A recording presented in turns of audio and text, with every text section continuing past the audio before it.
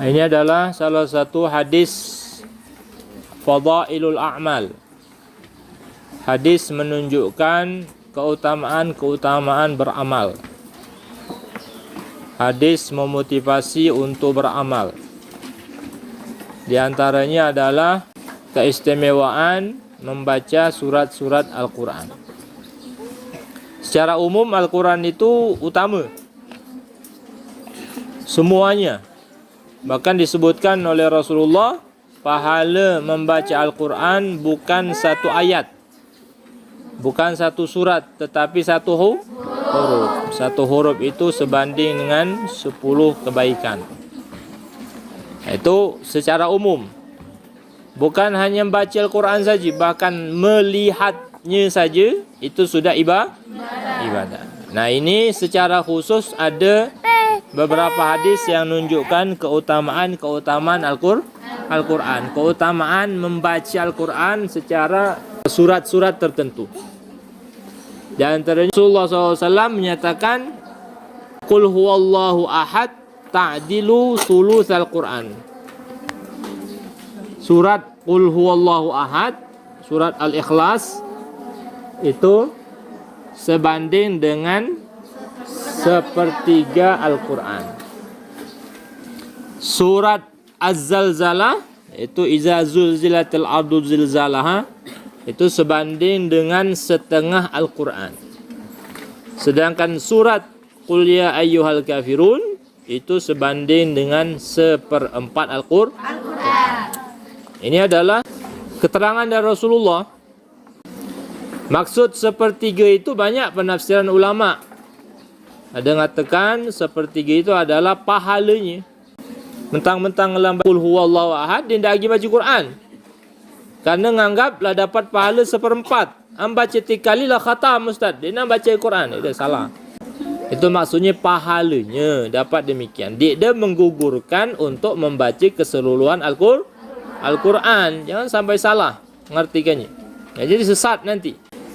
Ada nafsirkan lain, kata ulama. Sepertiga itu, karena isi Al-Quran itu, di antaranya adalah hukum-hukum. Sepertiganya tentang tauhid.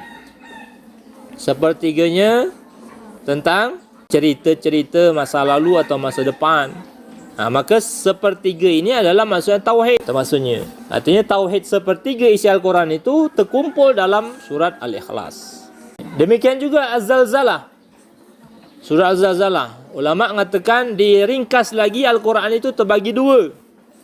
Urusan Al-Ma'ad, kemudian urusan Al-Ma'ash atau Al-Mabda. Kehidupan di dunia, kehidupan akhirat. Nah, di Zalzalah ini adalah bagian kedua, setengah kedua, iaitu bagian akhirat. Maka zalzalah, maksud zalzalah nisful Quran, di dalam zalzalah itu terkandung setengah daripada isi Al-Quran, iaitu bagian akhirat. Karena semenjak kiamat sampai dihitung amal-amal ibadah manusia di akhirat. Demikian juga Qul ya ayyuhal kafirun. Mengapa sangat disebut rubu'? Karena Al-Quran itu terbagi 4 bagian, kata ulama. 2 syahadatain dan 2 nas'atain. 1/4 tentang tauhid la ilaha illallah, 1/4 tentang Muhammad Rasulullah, kerisalahan Rasulullah, dan 1/4 lagi nas'ah pertama di dunia, 1/4 lagi nas'ah kedua di akhirat. Tapi intinya ini menunjukkan keutamaan Al-Quran, keutamaan beberapa ayat-ayat Al-Quran. Dalam ilmu hadis memang ada banyak fadilah-fadilah khusus daripada ayat-ayat atau surat-surat Al-Quran itu dikritisi atau dianggap dhaif oleh para ulama. Ada bahkan mengatakan maudhu' sebagiannya. Tapi juga ada sebagian sahih.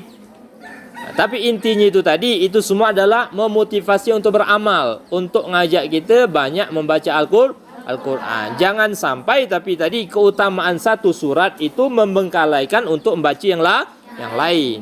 Dia larangan. Kamu lalirkanlah baca Yasin. Setiap saat baca Yasin. Dia salah. Tapi yang salah jangan sampai meninggalkan yang lain. Itu. Ada seorang sahabat baca kulhu saja kami. Pokoknya baca kulhu. Bahkan dalam sembahyang, odem Al-Fatihah, waladhdallin amin, baca kulhu. Odem baca kulhu, terserah dia nak nambah ayat lain, nak nambah surah lain. Pokoknya dia pernah tinggal kulhu. Suka, mencintai surat Qul Huwallahu Ahad. Mungkin karena sifat-sifat di dalam dalam kulhu itu. Maka kata Rasulullah SAW, kecintaanmu itu kepada surat Al-Ikhlas itu akan memasukkanmu ke surga Allah Subhanahu wa Ta'ala. Ini artinya menunjukkan di sini boleh kita mengkhususkan sebuah surat sebagai rasa cinta, kita baca terus dengan mengapa. Nah, tapi tadi jangan sampai kita membengkalaikan, menganggap Al-Quran itu cuma surat Ikhlas saja, salah. Menganggap surat Al-Quran itu cuma Yasin saja, dia pernah baca yang lain, itu juga salah. Jadi ini adalah keutamaan membaca surat-surat yang ditunjuk atau diterangkan, dianjurkan oleh Rasulullah SAW.